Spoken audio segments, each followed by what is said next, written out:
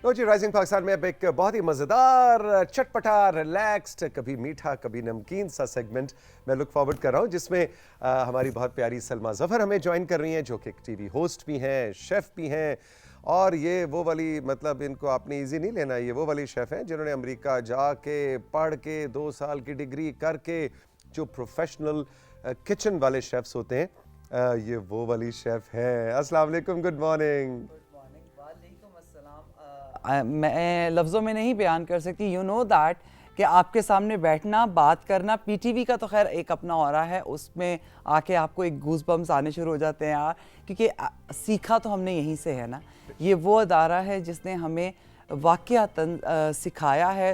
And आप लोग सुबह जब सारे एंकर्स की बात कर रहे थे, मुस्तनसर साहब, अल्लाह रब्बुल इज़्ज़त, मैं कहती हूँ उनके इस जो अमल को बहुत बहुत बहुत कबूल करे, क्योंकि जो बच्चों में वो जो सीख का अमल था, हम लोग सुबह कभी भी स्कूल नहीं जाते थे जब तक हमें चाचा जी यूं यूं करके नहीं कहते थे अब जाओ स्कूल, कार्टून हो गए हैं। कार्टून है ना जी।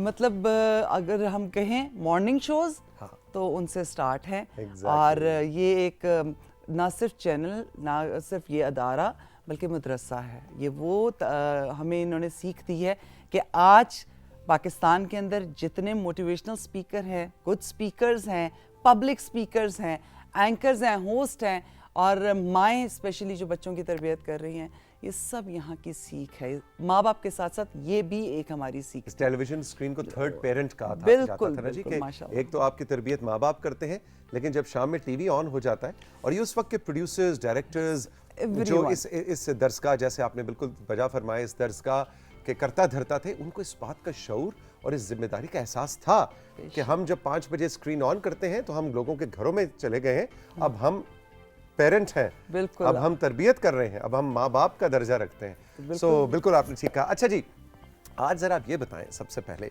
कि उस दिन एक जगह आपसे जब मुलाकात हुई, आपने पता नहीं, ऐसी मैंने सलमान को कहा, मैंने कभी आजकल क्या कुकिंग सीखना मुश्किल है, इतने सारे चैनल्स हैं, टीवी शोज़ हैं, टिकटॉक, यूट्यूब, इंस्टा पे आप चले जाएं तो बहुत से लोग जो हैं वो खाना पकाना सिखा रहे होते हैं, तो फिर जाके 2-2 साल की डिग्री करने की क्या ज़रूरत है? और मेरा ख्याल है यही सवाल मैं आज आपके सामने रखना चाहूँगा। देखिए, अगर मैं बड़ी आसान सी बात करूं कि अगर हम ये जो मोबाइल हमारे हाथ में आ गया, यहाँ से हम कोई, मैं आपको टोटका बताती हूँ, कोई रेमेडी बताती हूँ, आप मेरे नाम के साथ डॉक्टर लगा देंगे। एक MBBS ने जो 7 साल ज़िंदगी के दिए हैं, एक बॉडी को पढ़ा है, उसको ज़्यादा बेहतर पता है ना। बिल्कुल ठीक। तो एटलीस्ट कम से कम अगर आपको टोटका आता है तो आप कहें कि मैं ये जानती हूँ, या ये मुझे करना आता है, या मेरे पे इसका असर हुआ है, आप लोग ट्राई कर सकते हैं। तो सच बोलने में कोई प्रॉब्लम नहीं है।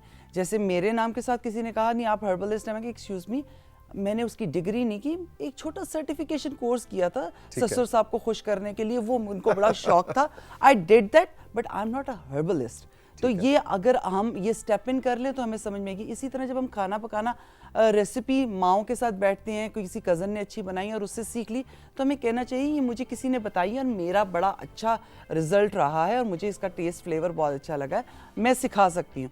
तो वो तो एक बात हो, लेकिन आपने आपको शेफ नहीं कहना। शेफ नहीं कह, ये जो लफ्ज़ हमारे यहाँ हर किसी ने शेफ लगाया, फिर उसके बाद उसको सेलिब्रिटी शेफ कर दिया, दिस इज़ रॉन्ग। क्योंकि व्हाट सेलिब्रिटी शेफ, एक शेफ जब डिग्री कर लेता है और अपने आप को कहीं मनवा लेता है और उसको कहीं मीडिया के अंदर हाइप मिलती है, या उसका न्यूज़पेपर में कोई इंटरव्यूज आते हैं, तो उसको हम कहते हैं यार he is a celebrity chef.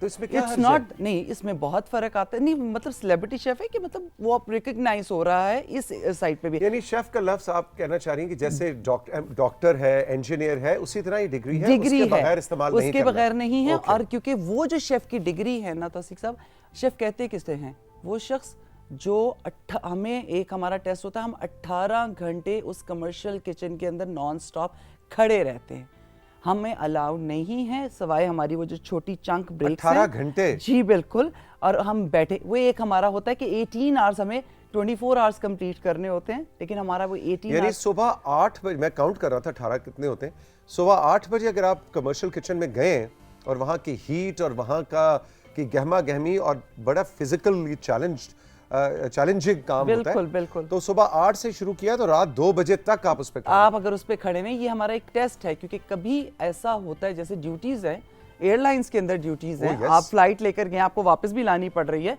तो इसी तरह ये हमारी ड्यूटीज़ हैं, और वो हीट जो है वो आम किचन की हीट नहीं है। आपने डिग्री कहाँ से की थी? मेरी YTI की है, YTI Pennsylvania school of culinary arts, America से? जी जी बिल्कुल। और वहाँ पे मतलब अब आप किस तरह के खानों में, मैं सलमा किस चीज में स्पेशलाइज करती हैं? अब तो क्योंकि कढ़ाइयाँ, निहारियाँ या कॉन्टिनेंटल से स्टार्ट किया, लेकिन अब मैं अपने आप को मेरे नाम के साथ जब शेफ़ कहते हैं ना, जब अब मैं मीडिया में भी काम कर रही हूँ, मैं एज अ होस्ट काम कर रही हूँ, तो मुझे कहते हैं मैं कहा सर शेफ़ तो तब तक थी, डिग्री ज़रूर हासिल की है जब मैं उस हीट पे खड़ी होती थी कमर्शियल। अब तो सालों बीते, क्योंकि जब मैंने जॉब की, जब मैं यहाँ पर आई, मैंने 2016 से TV स्टार्ट किया, तो उसमें इतना टाइम नहीं है मेरे पास। Yes, I am running my kitchen, commercial kitchen, मैं रोज़ 40 से 50 लोगों का खाना बनाती हूँ और इस सारे कामों के साथ बनाती हूँ, लेकिन ये फिर भी वो प्रोफेशनल किचन है। अच्छा, मुझे कहना ये है कि एक हमारे यहाँ बहुत ज़्यादा लोगों को सिखाया जा रहा है, बहुत सारे शेफ़ आ रहे हैं मार्केट के अंदर, क्योंकि डिग्री होल्डर्स आ रहे हैं, लेकिन बच्चे ये समझ रहे हैं कि शायद ये डिग्री करने के बाद हमें TV पे जॉब मिलेगी, हम कमर्शियल्स कर सकेंगे, हम कुछ ना कुछ छोटी सी रेसिपी बना देंगे, टिकटॉक बना देंगे, यूट्यूब। नो सर, बिल्कुल भी नहीं। ये डिग्री का एक मतलब है, और इसको आप अगर अपने आप को पॉलिश करते जाएंगे, तजर्बा हासिल करते जाएंगे, तो आपका नाम होगा। अच्छा, अब आप क्विकली हमें ये बताइए कि क्योंकि हमारा ये शो बहुत से यंगस्टर्स भी देख रहे होते हैं, और हमारा एक मकसद इस राइजिंग पाकिस्तान का, सलमा, ये भी है कि हम नए नए प्रोफेशंस, नए नए करियर्स भी इंट्रोड्यूस कराएं। सो अगर किसी को खाना पकाने का शौक कर वो प्रोफेशनली शेफ़ बनना चाहता है, तो पाकिस्तान में भी और पाकिस्तान से बाहर अब डिग्रीज ऑफर हो रही हैं? बिल्कुल हो रही हैं, लेकिन मैं फिर कहूँगी कि पाकिस्तान से अगर आप डिग्री कर रहे हैं तो प्लीज़ मैं नाम अगर इजाज़त दें, क्योंकि गवर्नमेंट का इदारा है पिथम, and you guys need to go there. वो एक ऐसा इदारा है कि जो आपको डिग्री देगा और आपकी दुनिया में वो डिग्री मानी जाएगी। प्लीज़ डू दैट थिंग, और मत भागिए नए नए नामों के पीछे, उन नामों के पीछे मत भागे जो कहते हैं हम फलां के साथ एफिलिएटेड है, आपकी डिग्री। अच्छा, एक चीज़ ये कि वो जो कहते थे ना कि वो जो नानी अम्मा की जो उस रेसिपी में जो नानी अम्मा का जो चुटकी खलूस डलता था, वो असल जायका होता था। अब ये डिग्रियों में ये वैसे नहीं मिलता, वो चुटकी खलूस बड़ा ज़रूरी है। ये मोहब्बत में है। मैं आपको एक बड़ी मज़े की, मैं यहाँ पर शूट पे आई हूँ, लाइक हमारा जी बिल्कुल 15 डेज़ का, मुझे बहुत बहुत बहुत खुशी है। बहुत सारे प्लेस काम कर रहे हैं, बहुत आ रहे हैं, लेकिन मैंने कराची बहुत काम किया, इस्लामाबाद काम करके मुझे बहुत अच्छा लगा। अच्छा, एक प्रोडक्शन हाउस है, वेरी यंग बच्चे। अब आप एक्टिंग मैं 2019 से एक्टिंग कर रही हूँ, बहुत सारे प्लेस किए हैं, लेकिन ये वाला करके मुझे एक बहुत ही डिफरेंट एक्सपीरियंस है मेरा, स्पेशली इन बच्चों के साथ। मैंने कभी नहीं सोचा था। यू आर राइट कि यंग लड़के लड़कियां इतना प्रोफेशनल काम करते हैं, स्पेशली बहुत रिस्पेक्टफुल, बहुत रिस्पेक्टफुल, और इतना उन्होंने मेरा ख्याल रखा कि जिसकी हनी जासिम, मतलब आई लव हिम, जितना उसने मेरा एहसास किया। इनको मैंने एक दिन कहा कि अच्छा, जासिम ने मुझे कहा पराठा बना, अच्छा आप शेफ है ना, कुछ खिला दें। अच्छा। उसको चाइनीज बहुत हम भी वैसे इंतजार कर रहे थे कुछ लेके आएंगे। नहीं तो अब थोड़ा सा इशू था स्विगी का, तो मैंने कहा अच्छा ठीक है, मैं बताओ क्या खाना, कहता आलू के पराठे। एंड मैं आपके व्यूवर्स को, आपकी टीम को बता रही हूँ, मैंने आलू के पराठे बनाए हैं। साथ साथ काम करते हुए मैं सीन कराती थी, भागती थी, सीन कराती थी, और लेकिन आलू के पराठे खाने के बाद मैं सबको यूं करके देख रही हूँ। मैं कहा जैसे हुआ क्या है?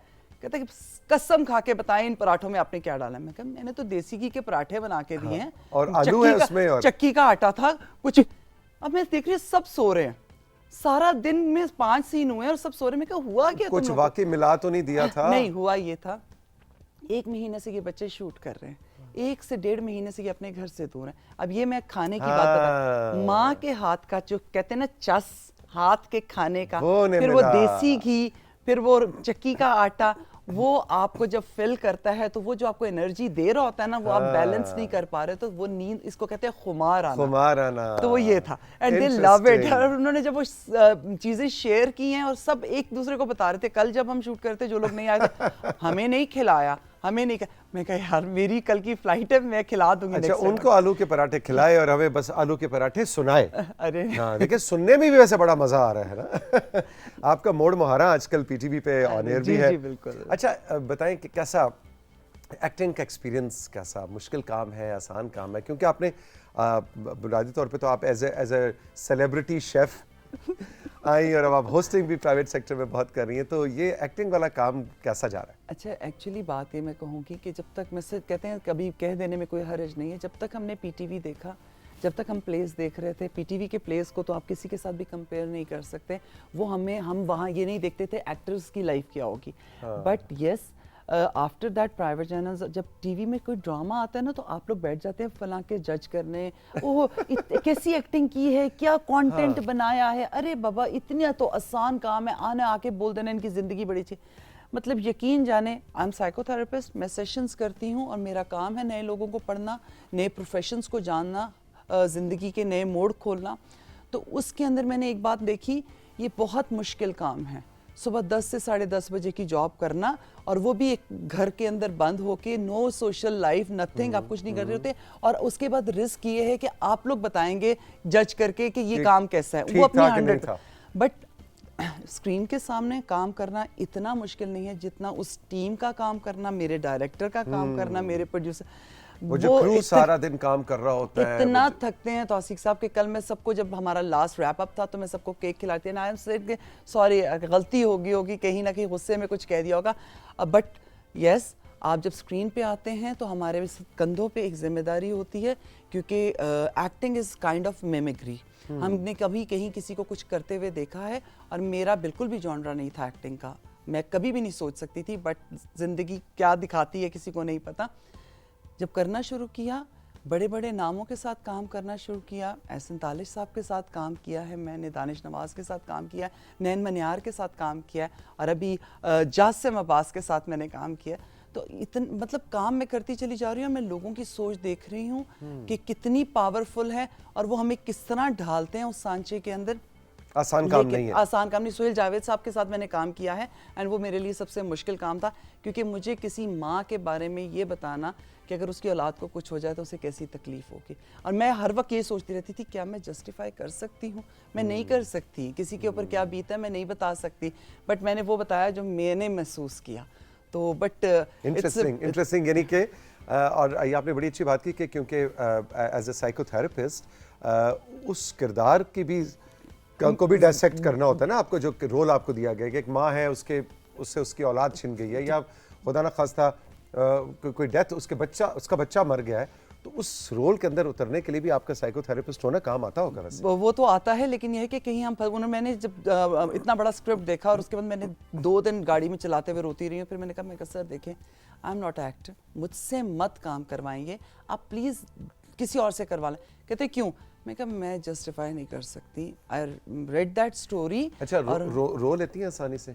अगर ये बात मैं बहुत दिल के अंदर रोना आ जाता, माँ हूँ तो रोना। और मैं एक बात बता दूं, लोग समझते हैं कि कमज़ोर लोग रोते हैं, मजबूत लोग रोते हैं, क्योंकि दिखावतन हम हंसते नहीं रहते हैं, हमें कोई डर ही नहीं है। हाँ, दिल में बात आई है तो रो लिया, तो बस ये है। एग्जैक्टली ये बड़ी अच्छी बात है कि जो रो रहा है वो, और हम ना अमूमन ख़ास तौर पे तरबियत के अंदर, ये तो अब साइंस ने प्रूव भी किया है कि हम जब मर्द को, जब वो बच्चा होता है, लड़का होता है, हम उसको कहते हैं रोते नहीं है, तुम कोई लड़की हो जो तुम रो रहे हो, क्या लड़कियों की तरह रो रहे हो?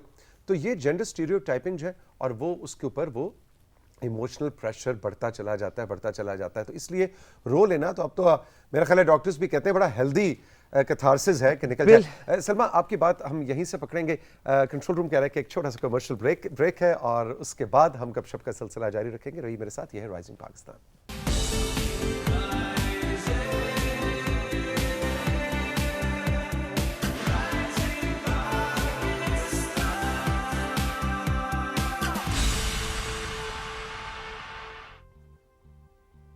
Welcome back. Quick commercial break बड़ा जरूरी होता है, साथ साथ हमारे साथ सलमा जफर मौजूद है। अच्छा सलमा, क्या बात कर रही थी आप इससे? मैं ये कही थी, जैसे आपने कहा ना कि हम लड़कों को मना करते हैं रोने से, कि रोएं मत, कि मजबूती की निशानी नहीं। हम बहुत ज्यादा लफ्ज बोलते हैं, ये मर्द हैं। प्लीज डिफाइन दैट कि मर्द का मतलब क्या होता है, जो केयर कर रहा होता है, जो एहसास कर रहा होता है, जिसकी डिग्निटी ये है कि उसके घर के लोग, नॉट ओनली ख़वातीन, खुश हों, पुरमसरत हों, और उनको हेल्प आउट कर रहा हो। एंड यस, लड़ाई को डिफ्यूज़ करने वाला, लड़ने वाला नहीं, डिफ्यूज़ करने वाला, उसको मैं गर्दानती हूँ और मैं सीख देती हूँ। लेकिन ये कि इसी तरह हम लड़कियों को एक बात सिखाते हैं, ओह आपने जाना है, शौहर है, उसका घर है, उसका सब कुछ, कॉन्स्टेंटली ये लफ्ज जो हम बोलते हैं ना, लड़के को नहीं रोने देते और लड़की को ये बता देते हैं कि तुम्हारा होना, तुम्हारा वजूद, तुम्हारा मतलब, तुम्हारी जिंदगी, सब कुछ ये है कि एक आदमी है जिसको खुश रखना है। This is not the right thing. मैं तो कहता हूं दोनों ने एक बैलेंस दूसरे को कीजिए, खुश रखना है। खुश रखिए। और हम माएँ भी यही करती रहती हैं। मैं अक्सर पंजाबी में एक बात कहती हूँ, काका जम्मिया ते कहना शुरू करता कि हाय हाय काका होया, ओ माशाल्लाह काका होया। फिर उसके काके दा स्कूल, काके दे खेलना, काके दे कपड़े, काके दे खिडौने। फिर बड़ा हुआ तो हुन काके दा ब्याह करना, ओदी वोटी आनी है, ओदा काके दा कमरा, काके दा सारा कुछ। इसी तरह जब लड़की आती है तो वो कहती है, शौहर घर में आएगा, आप पानी पी लीजिए, आप खाना खा लीजिए, आप थके तो नहीं हैं आप। उस लड़के का कहाँ कसूर है कि क्योंकि उसकी अगर उसे तरबियत कोई ही आपने अगर ऐसे उसे की कोई है। नजर ही नहीं आ रहा, उसे तो ये नजर आ रहा है मैं तो बादशाह हूँ, आसमान पे बैठा हूँ, यहाँ पर तो मेरे इर्द गिर्द राया है, मुझे तो किसी को देखना ही नहीं है, मैं ही मैं हूँ, मैं खुश हूँ तो जिंदगी अच्छी है, मैं नाराज हूँ तो जिंदगी बुरी है। उस बच्चे के बारे में सोचिए जब उसे आप धचका देते कि तुमने खुश रखना था, तुम ये क्या कर रहे हो। तो कुछ थोड़ी सी अपनी तरबियतों को बेहतर कीजिए और बैलेंस लेकर आइए। दोनों एक्सट्रीम गलत हैं प्लीज। सलमा, आखिर में जाते जाते आज कोई एक हमें मशवरा दें। अनवर बसूद साहब की वो है ना जी गजल, आज की पकाइए 10-13 की ख्याल है, तो हमें कोई बताएं आज क्या पकाएं जी सबको। मैंने कल ड्रामे में ये बात बोली, मैंने कहा जी पिंडी गोश्त पका लो। आहा। जे तुसी पिंडी गोश्त ना पकाया तो जेडे तुहाडे मियाँ साहब ने मिजाजी है खुदा किथे तुहानू टिड्डी ना बना देन। लो जी, भिंडी गोश्त आज की रिकमेंडेशन है। Salma, thank you very much, बहुत मजा आया आपसे बात करके। खुश रहें और इसी तरह अपनी एनर्जी के साथ शो भी करती रहें, एक्टिंग भी करती रहें और मजे मजे के आलू के पराठे लोगों को खिलाती रहें और लोगों को सुनाती रहें। रफ्ता रफ्ता में बनाए हैं, रफ्ता रफ्ता आ जाएंगे। Thank you very much, God bless you. हम राइजिंग पाकिस्तान में अब आपसे चाहेंगे इजाजत। आज भी बहुत ही डाइवर्स किस्म का शो था, कार्टून भी आपको दिखाया, $1 मिलियन एडवाइस भी थी तौसीक अंकल की। हारून ने आज बहुत ही iconic legendary TV anchors, PTV का के उन होस्ट और एंकर्स को ट्रिब्यूट दिया जिनसे हमने बोलना सीखा। उसके अलावा क्या था, उसके अलावा गुड न्यूज़ थी जी, 3 बड़ी अच्छी अच्छी खबरें थी। सलमा से गप हुई। हमारा शो आपको कैसा लगा हमारे व्हाट्सएप पे ज़रूर बताइएगा। कल आपके प्रोग्राम में आपके मैसेजेस शामिल करेंगे। खुश रहिए, जिंदगी रही, फिर मिलेंगे। खुदा हाफिज।